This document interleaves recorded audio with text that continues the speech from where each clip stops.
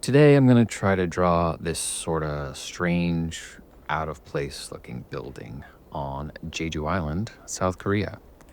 There's not much for me to go on here. One might even call this whole thing kind of boring. But when I saw the shapes, they're pretty unique, I figured I'd give it a shot. Rather than details like in the other ones, this one was more a challenge of ratios. Also, the light gave me a few different values to consider, so I think it'll be good practice. Right now, I'm just marking where I want the roof to end on both sides. I mentioned this in the first video, but the only serious drawing practice I've had since childhood was a few years ago when I followed a drawing series here on YouTube. I actually found the playlist yesterday, and it was by a channel called the Da Vinci Institute. And the videos I watched were all about the French artist, and I'm probably going to butcher his name, but Charles Bargue, and his method of drawing. While I don't think I necessarily took away much from those videos in terms of just casual drawing skills, although who knows, maybe it's subconsciously guiding my hand, while I draw, who knows, I don't know. It did help me understand just how long and arduous the process can be.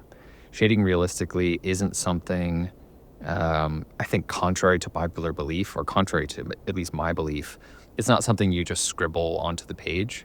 Apparently, it's something that just takes time, no matter who you are.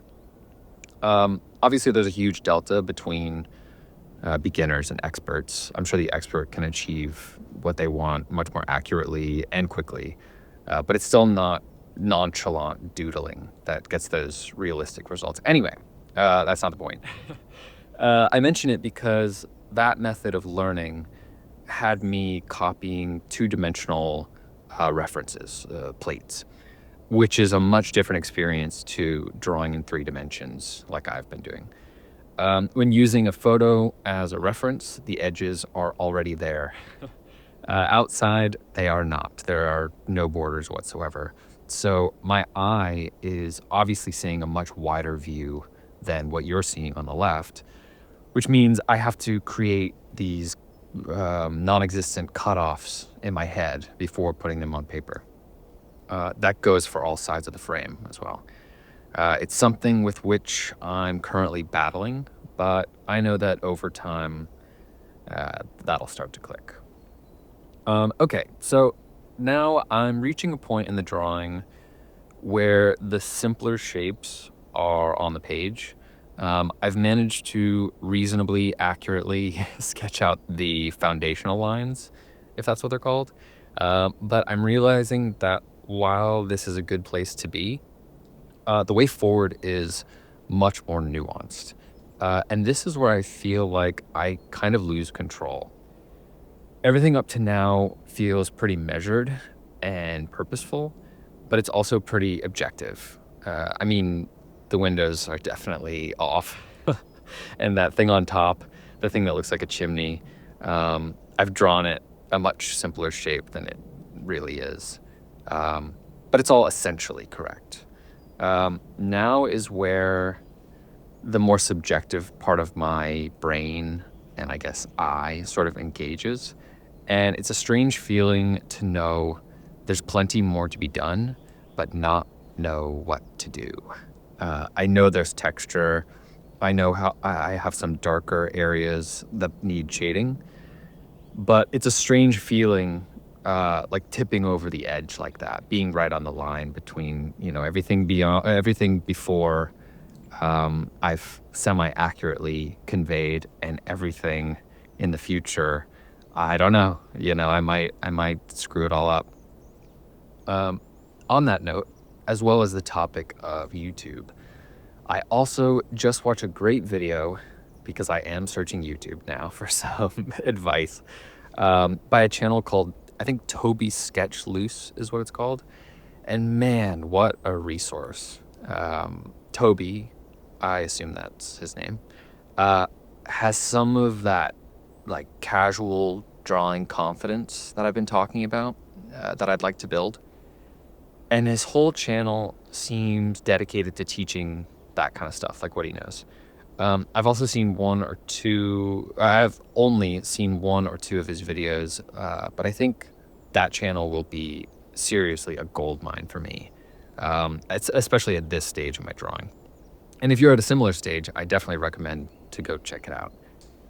But anyway, what I learned yesterday and luckily got to test out a little bit today is drawing the textures in the lines themselves.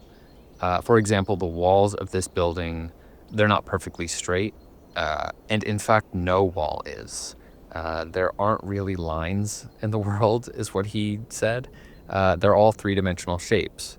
But for this one in particular, the edges are anything but perfect. They're obviously not straight lines. So my drawing of them should reflect that.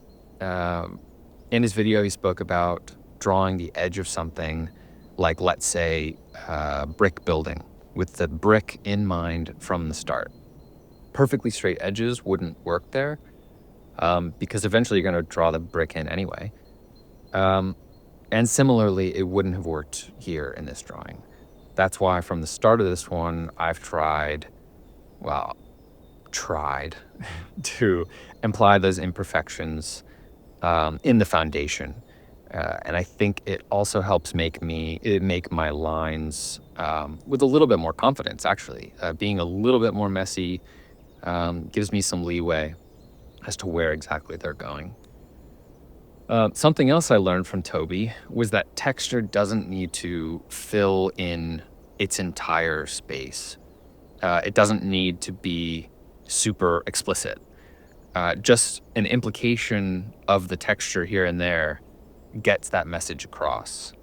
So as you see here, I've tried to imply the texture of the walls, that sort of weedy edge along the bottom as well. And I think it's much better than if I'd filled all that space with an attempt at making it look like its texture, fill that whole space in. Is that a perfect representation? Absolutely not. But we're just going to take this one small step at a time. Hey, that's not awful. It's not interesting or good, but it's certainly not awful, right? Anyway, I hope you enjoyed this one. I didn't really talk that much about the drawing itself. I really didn't think there would be all that much to talk about, but I was able to look up some advice, as I've mentioned a few times, that I need to do. And I'm glad I could show you a little bit more of the little bit I have learned if you do go and check out that other channel, the Da Vinci Institute. But yeah, I appreciate you for being here and watching this video. I hope you're enjoying it, and I'll see you tomorrow. Thanks.